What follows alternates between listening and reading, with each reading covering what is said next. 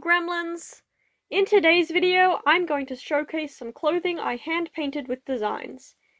If you are interested in how I create clothing like this, the linked video shows the whole process of painting a thrifted jacket. To start off, this is the first item of clothing I painted. I created the design for this hoodie months before I decided to put it on clothing. Here is the original art I created.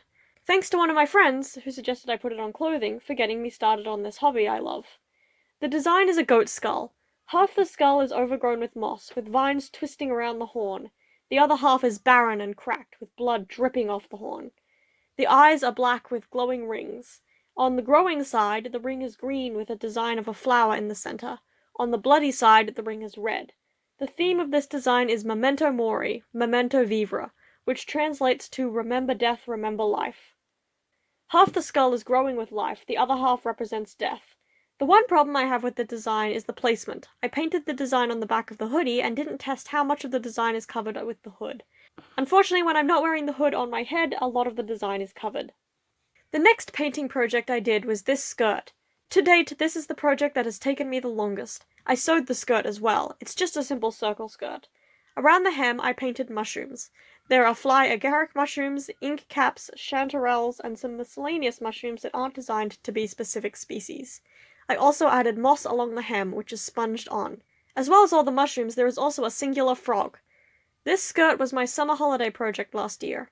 I don't wear it often enough because it's quite a bright green, but I want to start wearing it more again. It really is quite a good skirt. I do need to get around to fixing the waistband, as the elastic is dying. This is the first shirt I painted, and the simplest design. I was worried at first about painting shirts because I wasn't sure they would be comfortable to wear. Luckily, they are actually quite comfortable, especially after wearing them a few times when the painted designs stop being so stiff. The design on the shirt is very simple and basic, an image of the phases of the moon. I'm pretty sure this project was a spur-of-the-moment, one-evening idea. This shirt took a lot more time. This used to be a plain white t-shirt. I dyed the fabric light brown with rich red Kenyan mud. It was quite fun, although I wasn't sure when I started if it would work or not. It didn't end up as dark as I planned it to be, but this color has lasted through multiple machine washes, so dyeing with mud does work. The design itself is a green frog and lots of ferns and blades of grass. I painted the ferns and grass around the hem of the shirt and the sleeve cuffs. The frog is right in the center of the shirt. Actually, it's a little off-center because I didn't measure it, but it isn't super obvious. I finished the design by putting some moss and leaves around the collar and some white and yellow flowers in the empty spaces. Because of the pale background, those flowers are hard to see. This next shirt is probably my favorite that I've painted so far. I definitely wear it the most often. It's a muted green t-shirt on which I painted a lot of mushrooms. The mushrooms are drawn with simple white outlines on a dark rectangle background. The species of mushroom are the deathcap, the big sheath mushroom, the oyster mushroom, the morel, the shaggy ink cap, the button mushroom, the chanterelle mushroom, the enokitake, the pixie cap, and the fly agaric mushroom. You might notice that I really like mushrooms. If you like this design and live in Australia, the United States, or Canada, you can now buy a t-shirt with a very similar design on my new Etsy store. Unfortunately, I don't offer more international shipping yet, but once I have a bit more practice with how shipping works, I will be expanding where my shirts can go. This next project was not mainly a painting project, but painting was involved. During school, I started sewing in class to prevent anxiety. I ended up going everywhere with a shoulder bag full of thread, scissors, pins, needles, and fabric. I sewed frogs for a while, then started sewing rectangular patches with the plan to make these cool patched pants.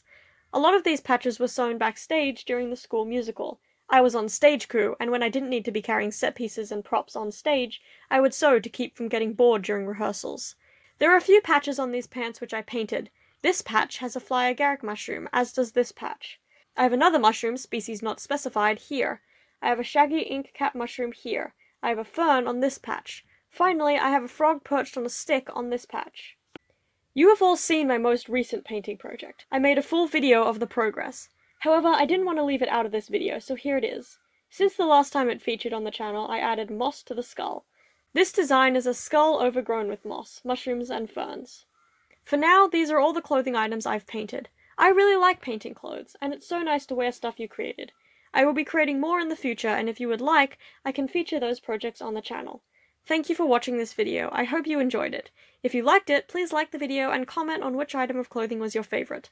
Until next time, bye!